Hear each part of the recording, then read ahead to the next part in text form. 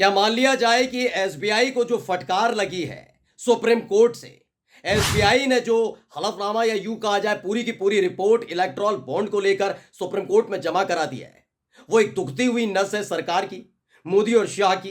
ये बात मैं इसलिए कह रहा हूं दोस्तों कि जिन लोगों का इस चीज से लेना देना नहीं है, जिनका काम है वकीलों की आवाज उठाना, वकीलों पर हो रहे उत्पीड़न, उनके शोषण के खिलाफ आवाज उठाना, वो अब लोग एसबीआई का पक्ष लेकर राष्ट्रपति के सामने गुहार लगाने में जुट गए। लेकिन जब उनके ही अपनी संस्था ने उन्हें लताड़ लगानी शुरू की, उनकी निंदा करनी शुरू की, उनकी आलोचना करनी शुरू की, तो एक एक करके परतें खुलती चली गई।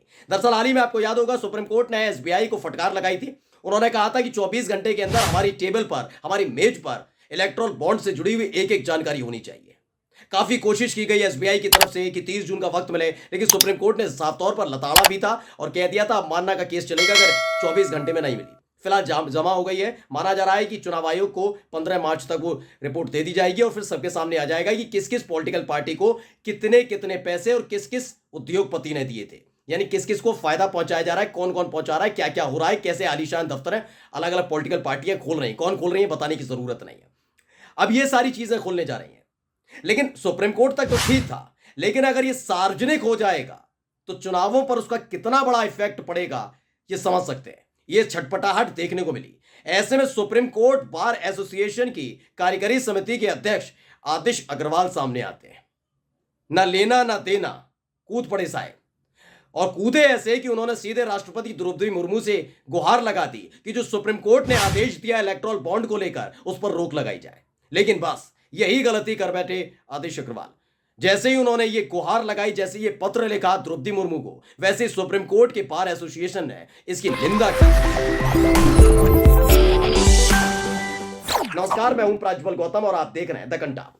इलेक्ट्रॉल बॉन्ड को लेकर पहले से ही सरकार फंसी हुई है। मैं तो भाई सरकार का नाम इसलिए लेता हूं क्योंकि अगर सरकार के विषय का मसला नहीं है तो आप भी जानते हैं, अगर इसमें कांग्रेस पार्टी को अलग तरीके से, गलत तरीके से, समाजवादी पार्टी को अलग तरीके से, गलत तरीके से, किसी भी विपक्षी पार्टी को अलग तरीके से, गलत तरीके से मिला होता ना, पैसा चंदा मिला होता, तो आप सुप्रीम कोर्ट कह रहा है 6 मार्च, वो 5 मार्च को जमा करवा देते। एसबीआई 30 जून तक का वक्त थोड़ी ना मांगते।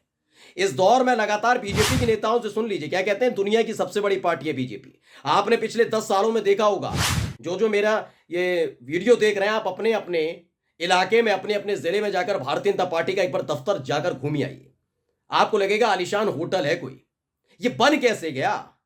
ये चंदे से बना ना। और ये चंदा आया कहां से? उद्योगपतियों से आया ना। कौन से उद्योगपति? वो नहीं बताएंगे, वो कागज नहीं दिखाएंगे, और यही कागज दिखाने की बात सुप्रीम कोर्ट ने कही थी, तो सुप्रीम कोर्ट के सामने तो रख दिया।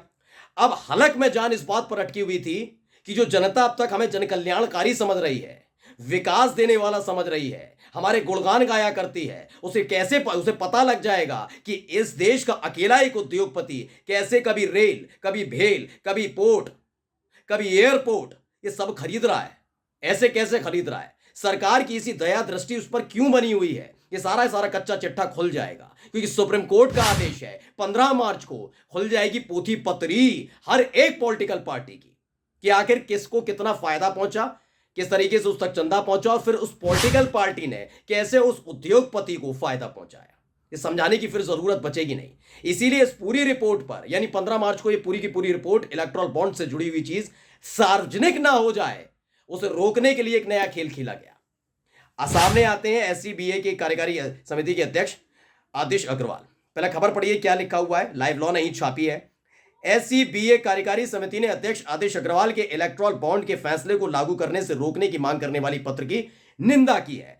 इनका एक ट्वीट भी दिखा देता हूं लाइव लॉ का, जिसमें इन्होंने वो लेटर भी लिखा है कि जिसमें बताया गया, देखिए supreme Court Bar association registered है, रिजोल्यूशन पूरा बताया गया है ये क्या क्या हुआ है, क्या क्या नहीं, हम नहीं चाहते और ये नहीं चाहते, वो सब है। इस प्रकार Supreme Court Bar Association clarified that it has not authorised SCBA President Adish Agrawal to write to the President of India to not enforce the Electoral Board verdict।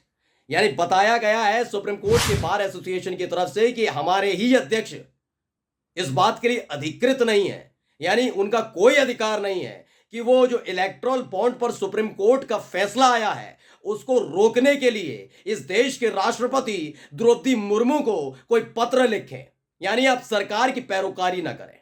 ये साफ साफ कहा गया। जानते सुप्रीम कोर्ट का बार एसोसिएशन हो या फिर आप बार एसोसिएशन का मतलब तो समझते होंगे, वकीलों का एक पूरा का पूरा एक समिति होती है। इनका मेन काम क्या होता है मैं आपको समझा देता हूं। इनका मेन काम होता है कि अगर वकीलों का कोई उत्पीड़न हो रहा है, उनका हक मारा जा रहा है, कोई भी जज अपने इलाके में जो जो जैसे जिला कोर्ट है या फिर हाई कोर्ट है या सुप्रीम कोर्ट है, वहां पर अगर कोई जज अपनी मनमानी करता है या फिर कोई भी इसी तरीके का कोई ऐसा होता है कदम जिससे वकील सहज नहीं हो पा रहे, परेशान हो रहे हैं, उनका चैम्बर नहीं मिल पा रहा, बहुत सारी चीजें होती हैं, तो वकीलों की जो समस्याएं उसका रिजोल्यूशन करना होता है, यानी उनकी समस्याओं का निदान करना होता है। यह बार एसोसिएशन का काम होता है। लेकिन सोचिए, एसबीआई वाले मसले में सुप्रीम कोर्ट के किस वकील की अधिकारों का हनन हो रहा था? पहले बताइए बताइए। सुप्रीम कोर्ट का जो अभी अभी ताजा ताजा फैसला आया इलेक्टोरल बॉन्ड को लेकर, एसबीआई को जो दिया था, उसमें कहीं से भी आपको लगता है, सोचिए बस थोड़ी देर मेरे वीडियो को पॉज करिए और सोचिए, कहीं से आपको लगता है कि वकीलों के किसी हकूक अधिकार का सुप्रीम कोर्ट ने हनन कर लिया? क्या उन्होंने एसबीआई को नहीं, किसी वकील को फटकार लगाई थी? वकील से कहा था कि अपना निजी रेखा जो कर रखी? नहीं ना, उन्होंने एसबीआई से कहा ना। एसबीआई पर हम मानने के मामले की बात है ना। उन्होंने एसबीआई से कहा ना कि अब हमें लाकर दीजिए। अब वो वाली रिपोर्ट चुनाव आयोग को जाएगी। इसमें वकील कहां से आ गए? यानी बार एसोसिएशन का कोई मतलब ही नहीं था। आप होए कौन, नेता क्यों बन रहे हैं भाई आदिशि अग्रवाल? ये जानना होगा कि सुप्रीम कोर्ट के बार एसोसिएशन के अध्यक्ष होने के नाते और अपनी ताकत का इस्तेमाल करते हुए आखिर क्यों आपने राष्ट्रपति द्रौपदी मुर्मू को वो पत्र लिखा, क्यों? और ये मैं नहीं कह रहा हूं, अब तो इनकी खुद बार एसोसिएशन के लोग कह रहे हैं, इनके खुद के वकील कह रहे हैं। ये होते कौन है भाई? आपका काम क्या है? पढ़िए आगे, लाइव लॉ ने जो लिखा है उसमें पढ़कर बताता हूं। सुप्रीम कोर्ट बार एसोसिएशन की कार्यकारी समिति ने इसके अध्यक्ष यानी सीनियर एडवोकेट डॉक्टर आदिशि सी अग्रवाल द्वारा लिखे गए हालिया पत्र की कड़ी निंदा की है, जिसमें राष्ट्रपति द्रौपदी मुर्मू से चुनावी बॉन्ड पर सुप्रीम कोर्ट के फैसले को लागू करने से रोकने का आग्रह किया गया है। उन्होंने न केवल खुद को अग्रवाल के रुख से अलग कर लिया, यानी बार एसोसिएशन बिल्कुल अलग हो गया कि हमारा कोई लेना देना नहीं इस आदमी से, इसके पत्र से लेना देना नहीं, हमारा कोई लेना देना नहीं आदिशि अग्रवाल ने क्या द्रौपदी मुर्मू से मांग की है, बल्कि स्पष्ट रूप से विचारों की निंदा भी की। इसे सुप्रीम कोर्ट के अधिकार को खत्म करने और कमजोर करने का प्रयास तक बताया गया है। मैं कह रहा हूं कोई मतलब नहीं आपका, कोई मतलब नहीं, आपको कोई लेना देना नहीं। मतलब ये तो वही वाली बात हो रही है कि चल कुछ और रहा है देश में, हम बात कर रहे हैं जापान की बात और आप बात कर रहे हैं कि भाई अमेरिका में क्या चल रहा है, मैं बात कर रहा हूं जापान। आप होते कौन है? आपका अधिकार ही नहीं है।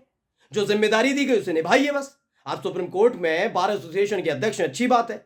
चलिए ये बात भी बहुत अच्छी है कि हमने कुछ नहीं कहा, सुप्रीम कोर्ट के जज की तरफ से कुछ नहीं कहा गया, बल्कि इनके अपने ही साथियों ने कह दिया कि जो कर रहे हैं गलत कर रहे हैं, इनका अधिकार ही नहीं है, इन पर कोई अधिकार नहीं है कि इस तरह का कोई लेटर लिखें। जबकि एसबीआई और सुप्रीम कोर्ट का मसला है, ये इलेक्टोरल बॉन्ड का मसला है, चुनाव आयोग का मसला है, या फिर सवाल ये उठता है कि किसी ऐसे इंसान की गर्दन इसमें फंसी हुई है जिसकी छटपटाहट आदिशि सी अग्रवाल में दिख रही है। इसकी खोज होनी चाहिए। नमस्कार।